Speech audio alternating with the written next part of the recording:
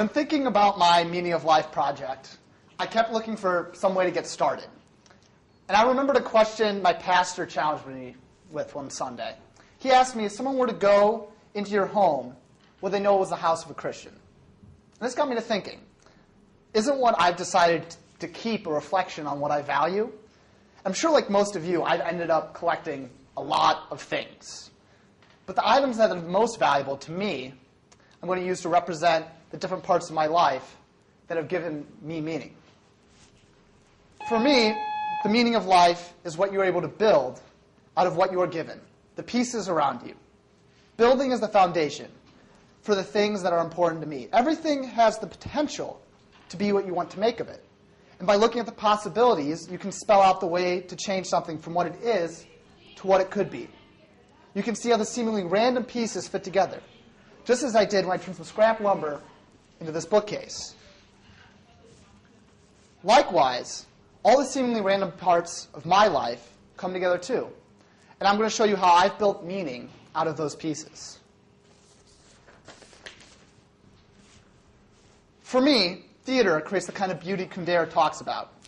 Theater is where I've learned most of my building skills, construction, handyman. And after 10 shows, I've learned how to make the most out of the materials I have on hand. In theater, you're trying to come up with something new, something different. When I was a lighting designer for Kinesis, the choreographer wanted to have a very natural feel. So we hung this fabric and lit it in such a way so that it looked like you were looking at a sunset.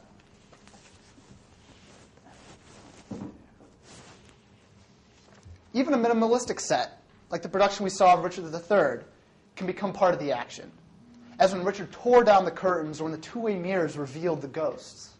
And for me, theater is creating something beautiful to share with others out of the materials you have on hand. Music is another medium that allows me to share something beautiful with others. With choral music, you're building a whole out of disparate parts, rehearsing section by section, and then finally putting it all together, just like we do in concert choir. Listening to a wonderful piece of music makes you think about your life. It's a way of connecting with others, as we saw in Kundera with the doctor and Tomas. At first, the doctor is offended at Tomas's decision to leave the hospital, but through their mutual understanding of Beethoven's Last Quartet, they're able to accept his choice.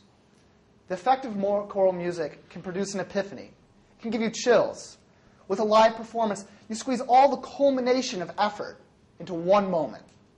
The silence when you finish that last note is when I reflect on what we just did and what it took to get there. And through my experience in NewTrier's choral program, I've come to recognize the role music plays in my meaning of life.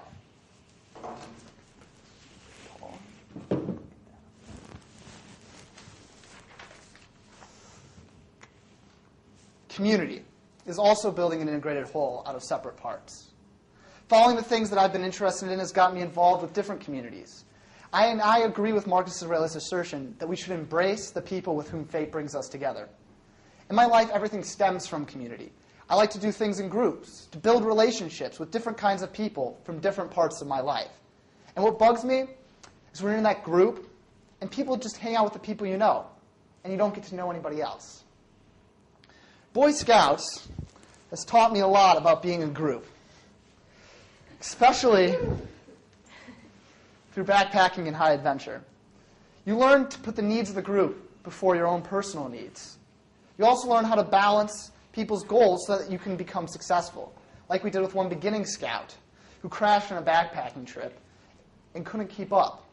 We divvied up the weight in his pack, distributed it amongst the group, and then he was able to make it to the campsite. Frankel writes, a human being is not one in pursuit of happiness, but rather in search of a reason to become happy. And this reminds me of stage crew. When I joined, I wasn't joining to get something significant back from being involved in theater production. I just thought it'd be fun, build things, use power tools.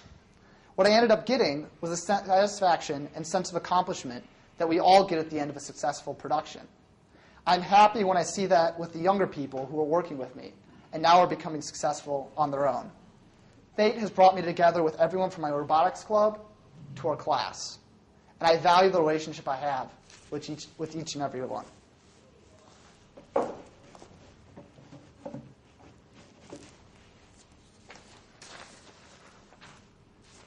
Although I conscientiously try and love everybody, there's an instinctual baseness that I am unable to completely overcome. That's where a different kind of building comes into play. Now, being aggressive is an adaptive advantage behavior for human beings, so it's unreasonable to expect, especially a man, to set aside his aggressive simply for the sake of morality. In fact, Freud asserts, not merely is this stranger, in general, unworthy of my love, I must honestly confess that he has more claim to my hostility and even my hatred. But I like to channel it in a more socially acceptable direction. So I play sports, especially soccer. A sports team is always a work in progress. Each practice you're trying to improve so that you can build team success out of individual talent. And covering for each other and knowing you have each other's backs develops trust. I'm very much a competitor on the field, but when it's over, I'm able to go out, congratulate my opponent, tell him it was a good game.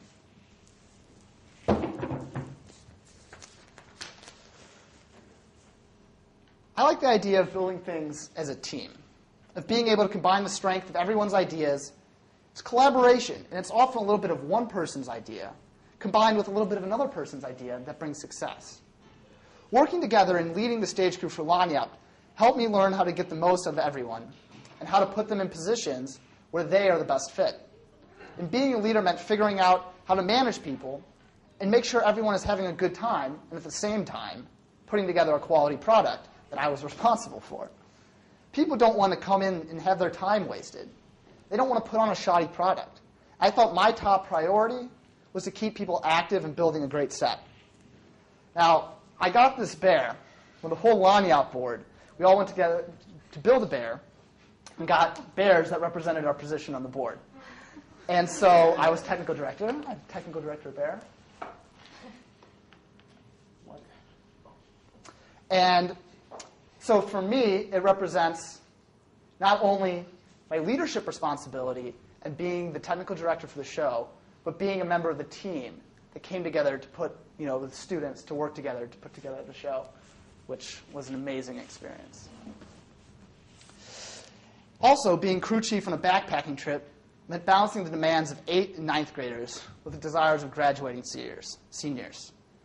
And it taught me to make concessions. You got to make some people happy and recognize the needs of to make one person less happy if it makes the larger group enjoy themselves. It kind of reminds me of Marcus Aurelius's, don't be irritated at people's smell or bad breath. What's the point? With that mouth, with those armpits, they're going to produce that odor. Then you use your logic to awaken his. Show him, make him realize it. And if he'll listen to you, you will solve your problem. I agree with Marcus Aurelius that working with others is what defines human beings.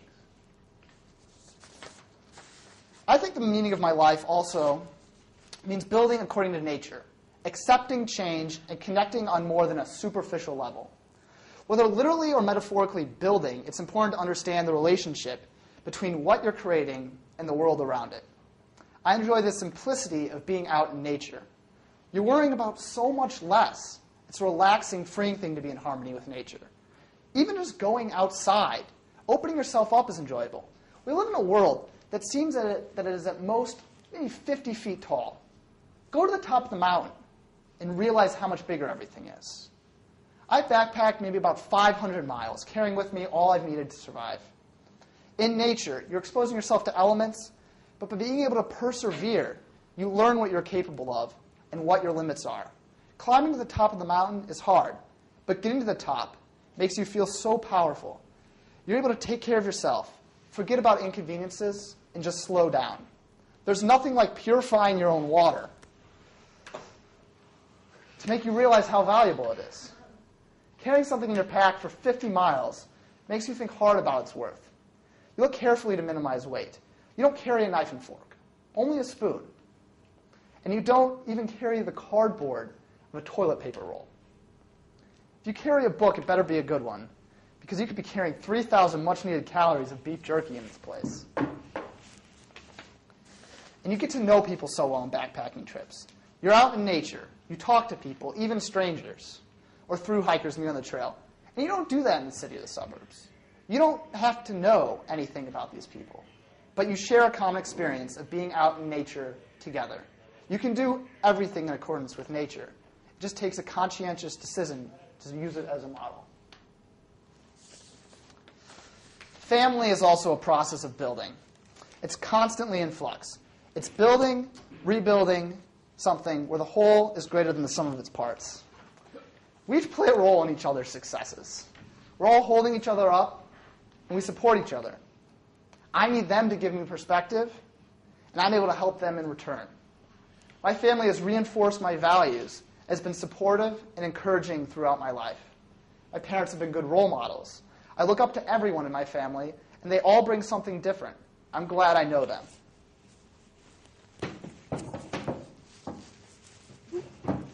So I disagree with Marx. The bourgeoisie family will vanish as a matter of course with the vanishing of capital. Family has played such an important role for me that I can't see how it could ever be replaced. While protecting me for much of my life, my parents have also prepared me to go off on my own, to live in accordance with my values and my principles. Now, reading is also a process of building. Building ideas, seeing patterns and connections. I've always been a reader. Two of my favorite books are For Whom the Bell Tolls by Ernest Hemingway, which most of you might know, and one I'm sure I would fathom to guess no one here has ever heard of, Trap Lines by Rembrandt. And I got this book where my grandparents live, and it has all these stories that connect to me. These are definitely two of my favorite books. Reading is a way to learn new things. Get exposed to different kinds of people, characters. There are different sets of values. For instance, from historical fiction, I've learned about the value of patriotism. I'm fascinated by characters who have different experiences and who faced different moral dilemmas. Great books has taught me to use other writers' positions to help define my own. Either you agree with them or you don't. And if you don't, you have to decide what you do believe. Reading Marcus Aurelius showed me how he went about handling the power of ruling a country as a relationship. If you're in charge, you have responsibilities towards people you're in charge of. It made me reflect upon my own position. As a senior, I now have indirect responsibilities in programs like Stage Crew and Boy Scouts. I feel as if it's my job to help others in my group and build them up when they're down. Reading has helped me define my values and my actions. From reading Eliot's The Hollow Men, I realized that it's important to be well-read so that I can recognize the allusions to other literary works and can think and write about them syntopically. Now, religion is also like building. Every part of one's faith has to have a reason. Nothing is superfluous. Augustine and Russell provided good framework for evaluating my own religious beliefs. You're given the pieces, and you have to put it together yourself. There are no instructions. I disagreed with Pascal. Faith is not a moral argument. Are you a good person because you're afraid of getting caught, or because you value being a good person? My belief is more like Bonhoeffer and Wiesel. Religion is a personal relationship. And religion informs what I do. Only recently have I come to credit religion with why I do certain things. It provides the core values that I apply to different situations, even though I'm not conscientiously acting a certain way because my religion dictates it. After mission trips, for instance, I return home feeling more grounded in my faith and my Christian identity. I am now more comfortable encouraging my peers to get involved because I value the work I've done on mission trips for the past 4 years. And I agree with Socrates. Improving the soul is our first priority.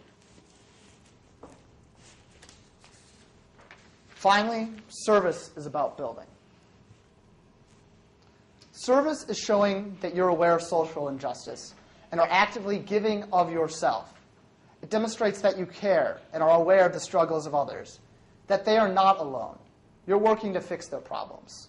I like Dostoevsky's lessons from Ivan Illich. Don't just live for making money. Have a purpose.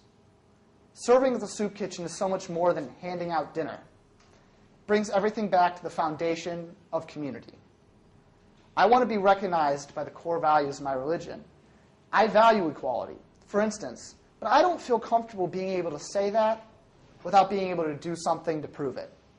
On a recent trip, I was building, in a very literal sense, a community center for the Dominican Republic. Although I could have gone with my family to a dude ranch over spring break, I didn't mind making a sacrifice and giving my time to other people. because I value service, I built this bookcase to help the Learn Charter School in the city. They just created a reading loft and don't have sufficient funding to meet their needs. And like this bookcase, my meaning of life comprises many different pieces. Each one is important and reflects on the whole of my meaning of life. Thank you.